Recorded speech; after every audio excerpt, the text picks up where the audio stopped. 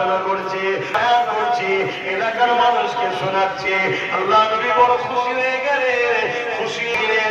এ বাবা সাহাবারা, তোমরা যা যাবো অবশ্যই আমি রসুল যাবো, কেননা আমি নবী যা দেখি তোমরা তা দেখতে পাও না।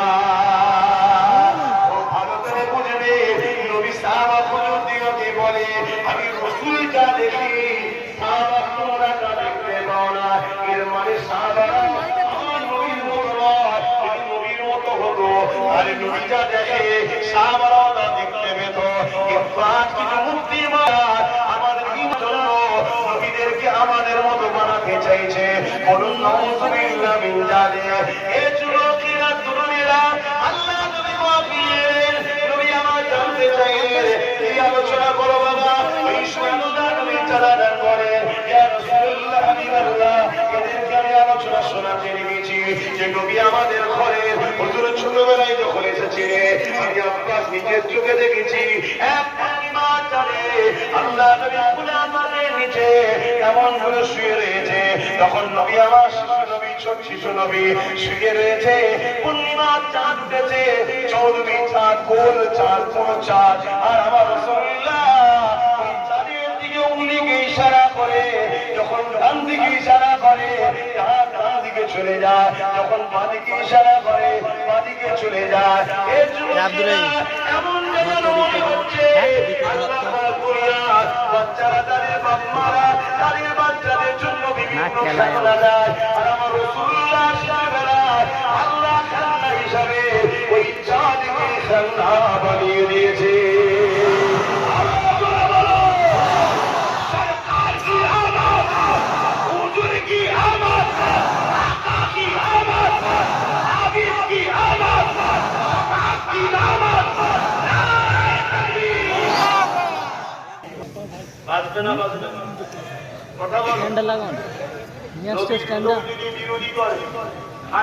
ছোট করে তার সঙ্গে মিশবে, তার সঙ্গে দল করবে, সাথ দেবে, দেবে না, দূরে থাকবে।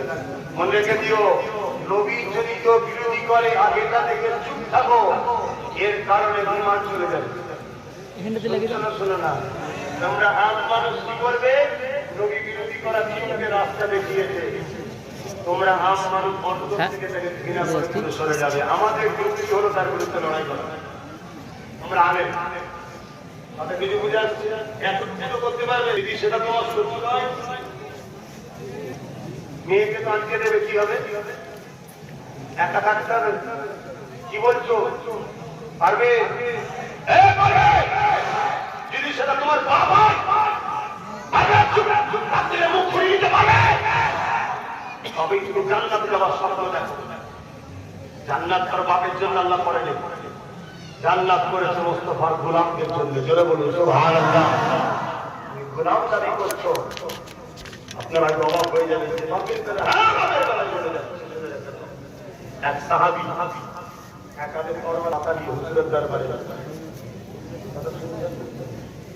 এক হাতে অস্ত্র, এক হাতে তরবারি, এক হাতে কাটা মাথা।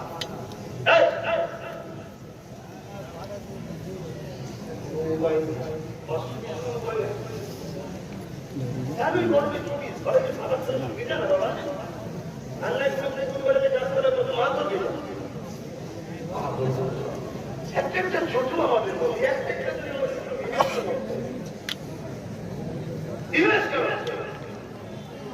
আমরা আবু বলা লোক, আমরা আবু বলা লোক। আমার মুজাদ্দিদ এখন বলেন দাদা হুজুরকে কে কে মুজাদ্দিদ বলে মানে হাত করে, ডাম্বা করে হাত করে, দুটো হাত করে।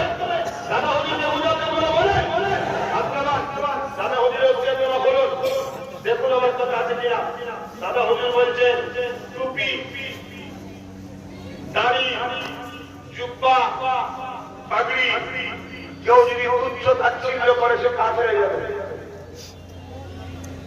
কোন মায়ের লাল এই জমিনের উপর আছে, মুক্তি মৌলানা ফতোয়া দেবেন যে ভুল দিয়েছে। দাদা হুজুর যদি ভুল হয় আল্লাহ নির্বাচন করে যাবে। আল্লাহ এমন লোককে মুজাদ্দিদ বলতে সে কি জানে না? এটা হতে পারে? তোমার আমার সিলেক্টের ভুল হতে পারে, একে সাপোর্ট করে দিয়ে ভুল, ওকে সাপোর্ট করেছি ভুল হতে আল্লাহ মুজাদ্দিদ করে, যেমন নবী আল্লাহ নির্বাচন করেছে, নবী তার আসবে না, এবার মুজাদ্দিদ আসবে। মুজাদ্দিদকে সিলেক্টেড কে করে? দাদা হুজুরকে মুজাদ্দিদ করে পাঠিয়েছেন কে? আগে দাদা হুজুরকে মানতেই হবে, বাংলার মানুষ মানতেই হবে। তিনি ফতোয়া দিয়ে যাচ্ছে ওসিয়তনামায়, টুপি দাড়ি জুব্বা পাগড়ি যদি দুচ্ছ তাচ্ছিল্য করে কাফের হবে। কি হবে? কাফের।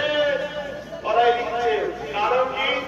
এটা হুজুরের পছন্দ, অর্থাৎ নবীর পছন্দ। নবীর পছন্দ থেকে দুচ্ছ তাচ্ছিল্য করলে কি হয়? কাফের হয়। টুপি পড়িনি, আমি কি কাফের গেলাম? এখন টুপি না পড়ার জন্য টুপি পড়াতে নেকি পাচ্ছি, আমরা পাচ্ছি না। নেকি শুরু হলো, হুজুরের সুন্নাতের নেকি হচ্ছে, কথা মাঝে ঢুকছে। কিন্তু এটা নিয়ে দুচ্ছ তাচ্ছিল্য করলে কাফের হয়ে যাবে, কথা মাঝে ঢুকছে। হুজুরের পছন্দ বলে হুজুরকে কিন্তু সামান্য পরিমাণ সুধরে যাও, সুধরে যাও, সুধরে যাও। চাকরি গেছে, গাড়ি গেছে, পদ গেছে, বাড়ি গেছে, শিক্ষা গেছে, সব চলে গেছে। আজ থেকে বেশি গোলাম হয়ে গেছো। না খাবার চলছে, না থাকার ঘর ঠিক আছে, না সমাজে ইজ্জত আছে, তবুও মাথা তুলে বলতে পারছো আমি ভারতীয়। কাল যদি অকাপ সম্পত্তি থেকে পৃথিবী লেনে করেছে, যদি ইয়ে নেয় তোর হারে হারে বুঝবে। আমি 4 বছর আগে থেকে বলছি, তোরা সুধরে যা, সুধরে যা, সুধরে যা, তোদের অস্তিত্ব চলে যাবে। আজকে মিলছে না মেরে আমার কথা, মিলছে না মেরে। কিন্তু আল্লাহর রহমত, অনেক লোক ভোটাভুটি করেছে, আপনারা জানেন তো, চলছিল ভোটাভুটি করেছে, এখন চিন্তা আছে। মনে রাখবেন, যার লোভ একবার করে থাকবে, আল্লাহ সাহায্য ছাড়া বাঁচতে পারবো? তুমি আমি নবীন না হয়ে আল্লাহ সাহায্য করবে? প্রকাশ্য দুশ্মন বেশি ভয়ঙ্কর না, যারা প্রকাশ্য বলে নবীকে মানি না, তাদের থেকে বেশি ভয়ঙ্কর যারা মানি বলে অথচ ক্ষতি করে তারা। অতএব সেই কোয়ালিটিকে বলা হয় কি? মুনাফিক। শুনছেন তো, শোনেন? ওই খাতায় যদি আমাদের না ওঠে, আল্লাহ বেশি মারবে না, মারবে না? খাতা ঠিক করুন। আপনি নবীর দলে না আবু জেহেলের দলে খাতা ঠিক করুন। যদি রাসূলুল্লাহ দলে হন, তাহলে রাসূলুল্লাহ দলে থাকেন। রাসূলুল্লাহ দলে হাজারো আলেম উলামা চেঞ্জ করে দেন।